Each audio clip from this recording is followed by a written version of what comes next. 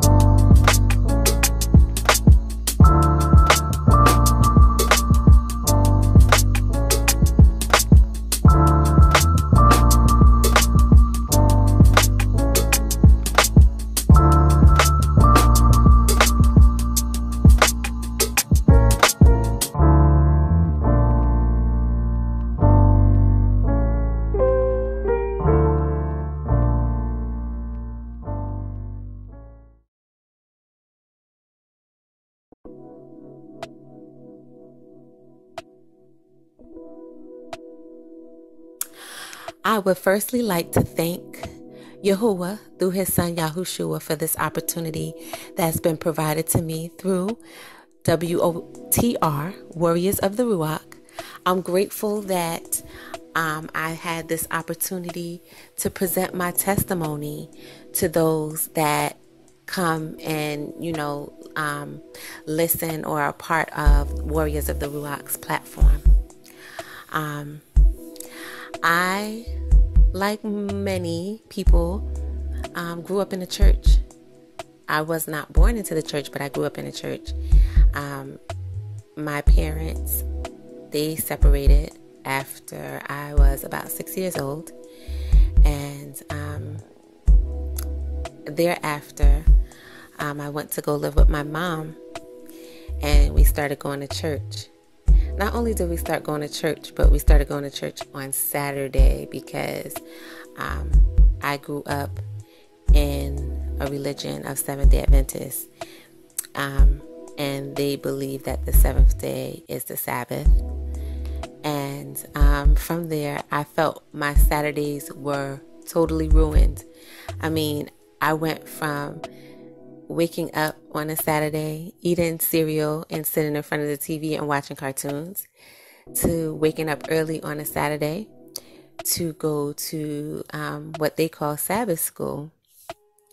And I was extremely upset because not only did my parents separate and then divorce, but it was a true life change for me, from living with just my parents to then living in a household with just my mom.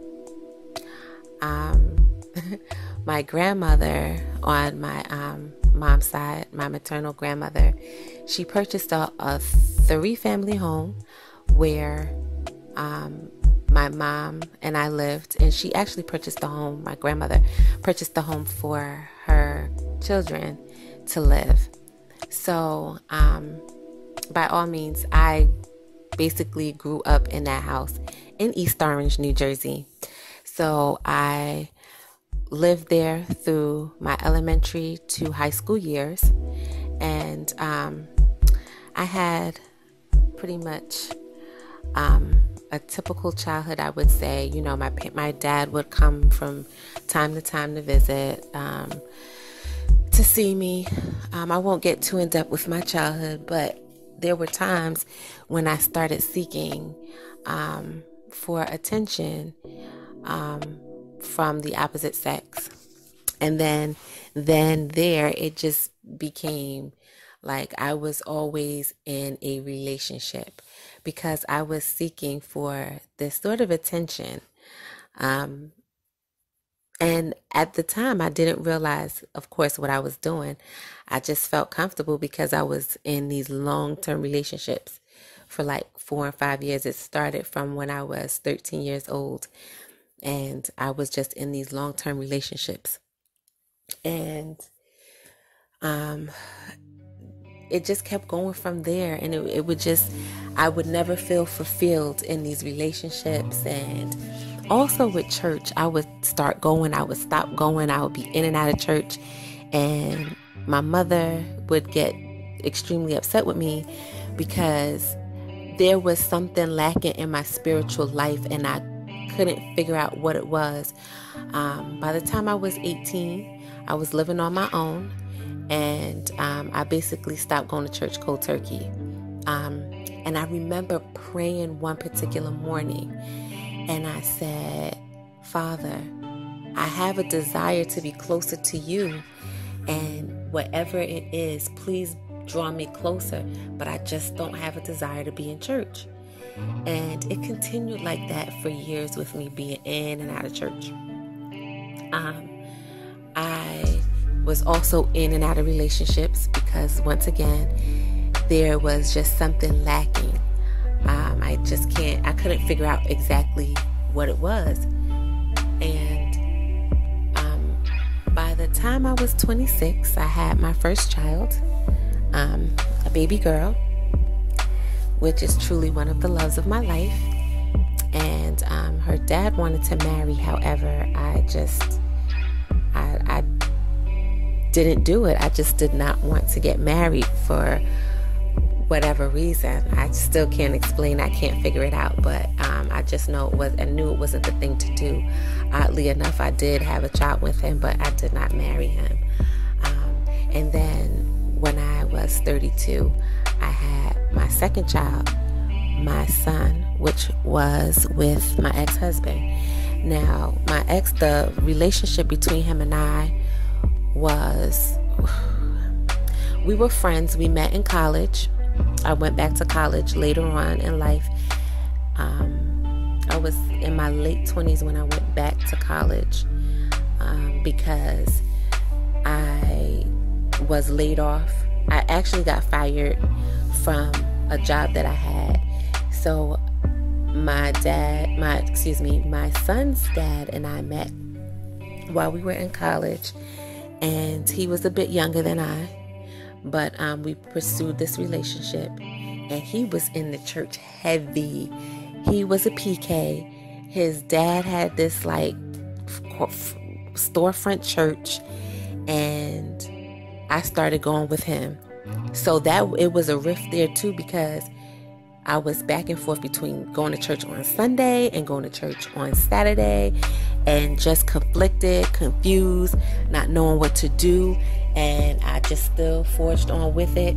My ex-husband, basically, he married me, and his dad,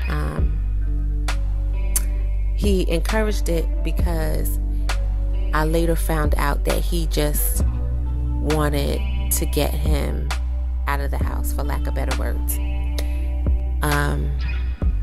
And we winded up getting married, and we knew it wasn't the right thing to do.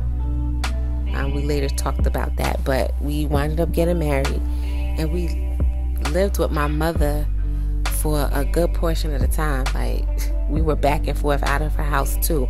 And I'm like, well, what kind of marriage is this? And, I was like totally living in my flesh and just disgusted with the whole situation. Like, what kind of marriage is this? And why am I with a grown man that can't even get me out of my mother's house? I used to think like that. And it was just so irritating because there I was with my daughter. I then had a son, and I was married. And like I said, I must have been 32 at the time. And I'm living in my mom's house. And that relationship started to go sour because different occurrences would happen. And I started seeking attention elsewhere until I had an affair with someone that I dated years back my first relationship. And I just did it like it was nothing. Like it didn't even matter. Like I did it without a conscience. And of course my marriage dissolved after about 5 years, about 4 or 5 years. I can't remember exactly the date, but my husband then did find out about the affair, and he asked me to stop talking to the person, and I told him no. And I just felt like, how can I read the scriptures? Like, how could I'd say at the Bible at the time, how could I read the Bible and be a wife and just conduct myself in this type of manner? I never understood it. But our marriage did dissolve. And at the time, we weren't living at my mom's house. We were finally out of my mom's house, but I went back to my mom's house because my mom's house to me was always a refuge. So, I was living at my mom's house, there again, just feeling empty, back and forth, in and out of the church, not even finding any type of fulfillment there in the church. And then I started looking at the church, started looking at the things that were going on and looking at the different people and the pastor, and I said, something is not right in here. I can't figure out exactly what it is, but something is not right. And I failed to mention earlier, my mom got remarried when I would say I was 18 at the time. And this is what caused me to leave the house, because her husband attempted to sleep with me, and I wasn't having it. So I immediately left the house and I never looked back. And I was living various places, but I didn't feel safe living in her household.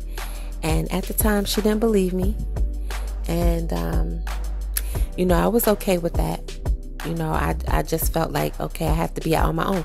So that brings me to say that he was a person, my mother's husband at the time was a person that was in the church, and he tried to sleep with me. And not only did he try to sleep with me, but he denied it, and he called me a liar to my face.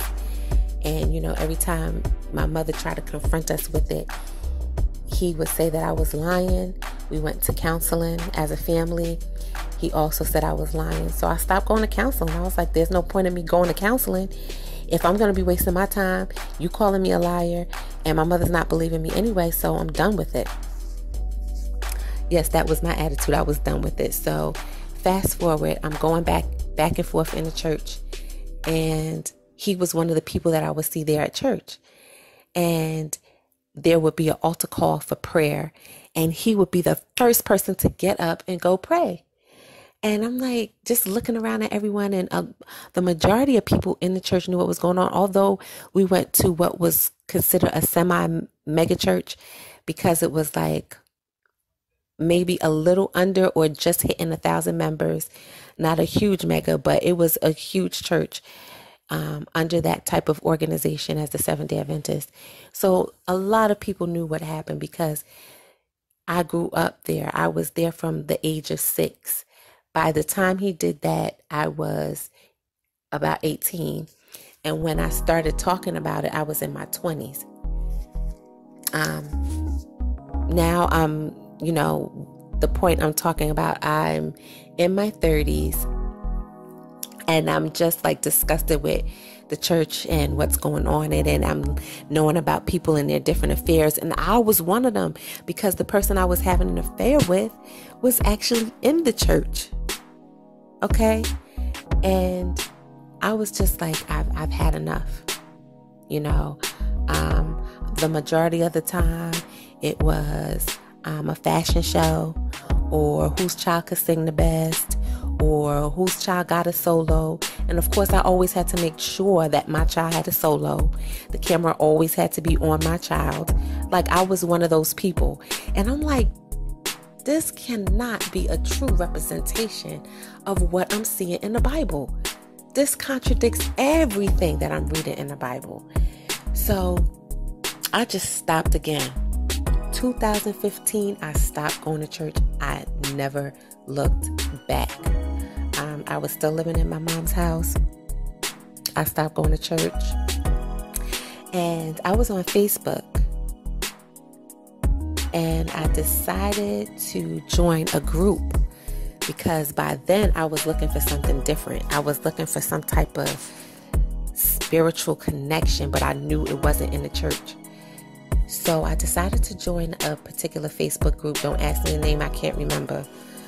But I was in this group,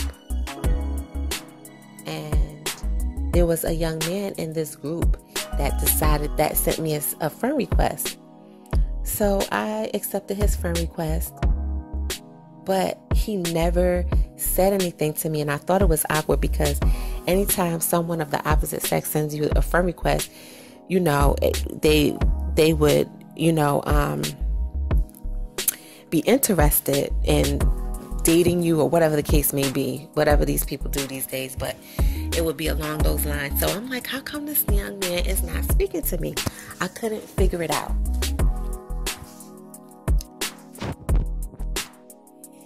And after he sent me the friend request, I decided to reach out to him, or maybe I believe he reached out to me. And he asked me if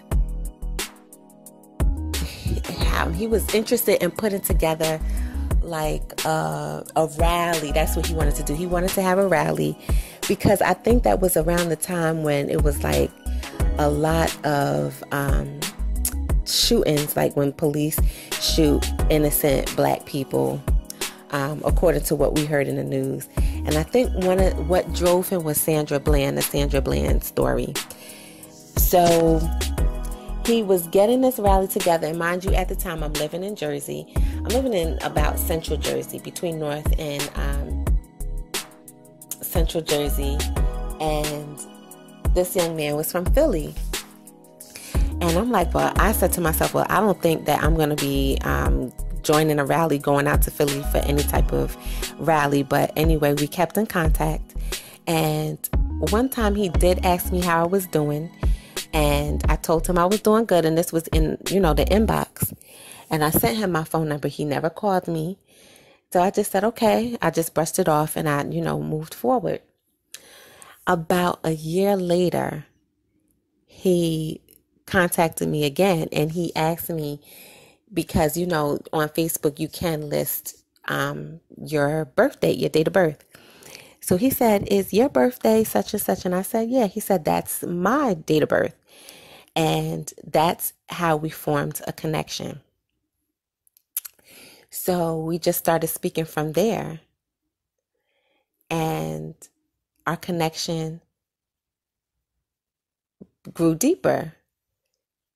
And one night we started speaking on the phone. And one night he spoke to me about something that intrigues me. He said to me, YaHuWShuWA, HaMashiach, is my master. And he's the only true son of Yahuwah Elohim.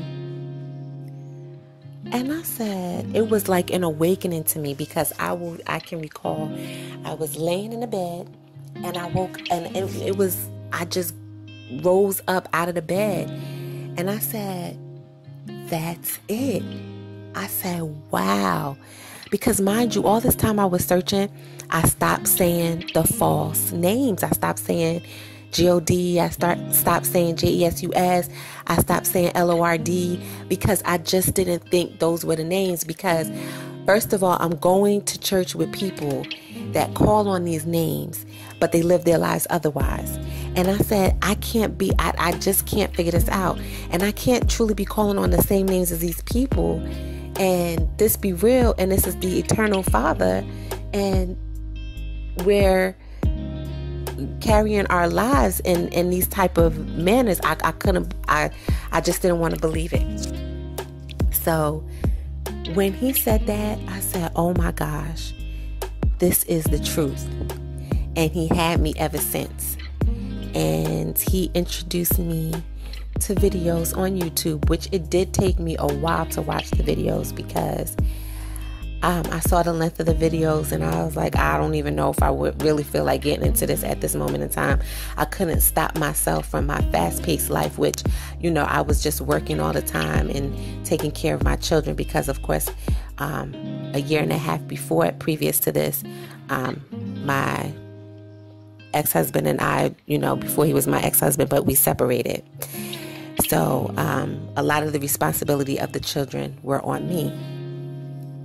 So this was around, this young man and I started speaking around November time. A month later, we decided to meet. And we decided to meet on December 26th. And that time came around for us to meet December 26th. And we have never been apart since. He's my husband. My husband, Rasul Keith. He introduced me to the truth. And I'm so ever indebted, not so much to say I'm indebted to my husband, but there's nothing that I could have done to deserve this truth, to deserve this relationship with my Master YaHuWShuWA HaMashiach and Abba Father YaHuWah Elohim. I mean, ever since I've come into the truth, it's been absolutely amazing. Now, since I came into the truth, YaHuWah has pulled so many people out of my life.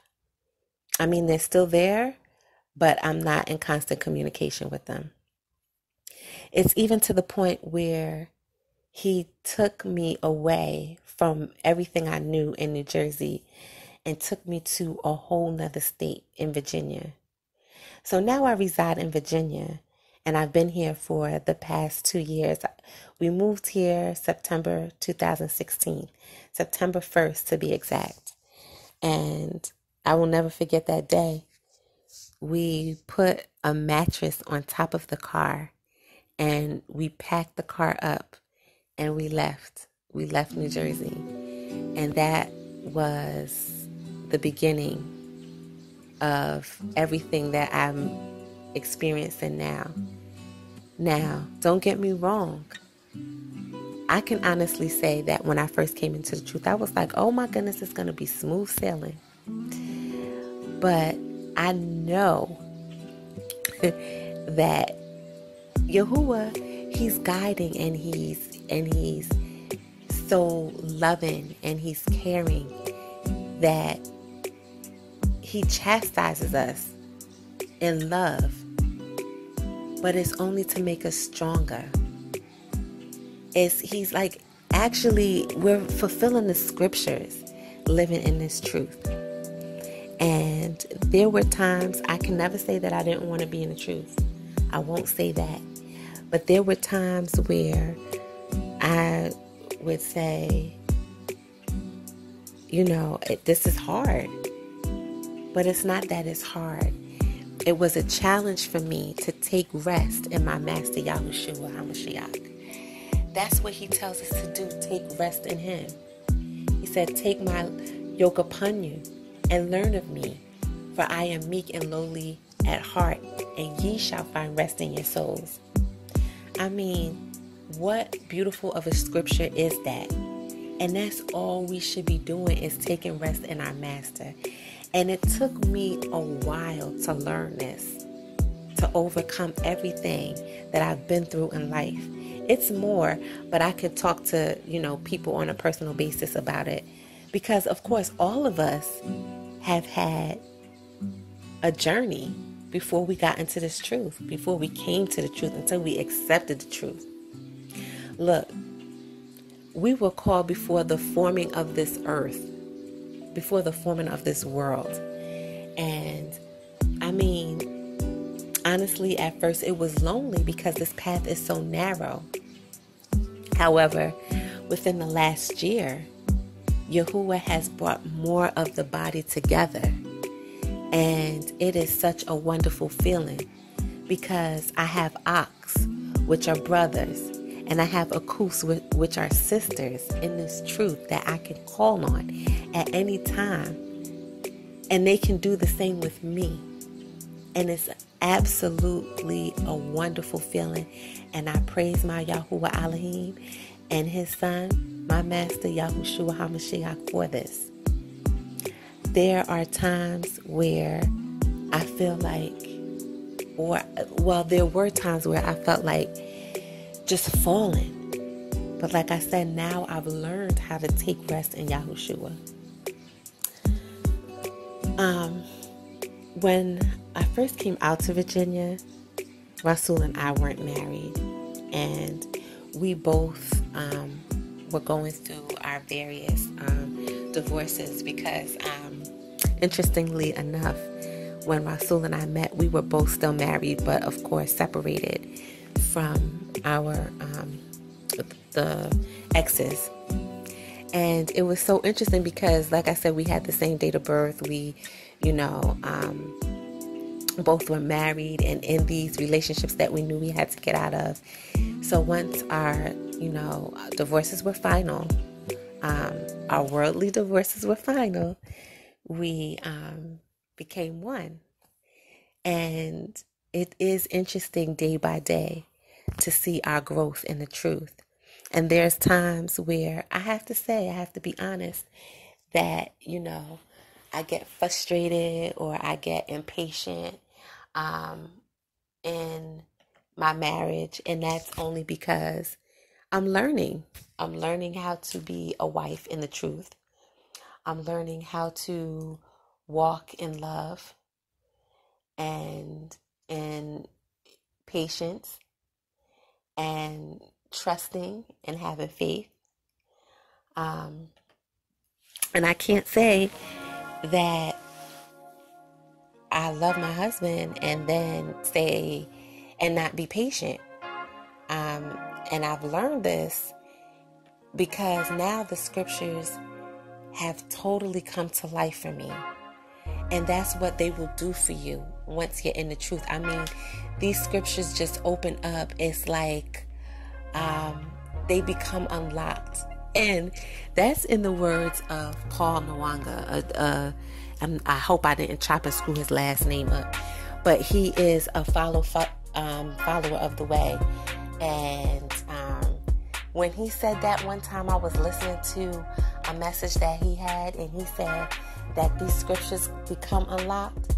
That is the absolute truth. That's exactly what happens, because once you're in Babylon and you read the Bible, it is not comparative to you being in the truth. I mean, these scriptures become unlocked, and it's amazing. And the more and more you grow in your faith, the more you understand these scriptures. I mean, it is amazing. This truth is beautiful. I don't have enough adjectives to actually describe how this truth is. But one thing I do want to say, and as I think about love and loving my husband and loving my children and loving my ox and my akus, that scripture does say that charity we know as love, suffereth long and is kind. Charity envieth not.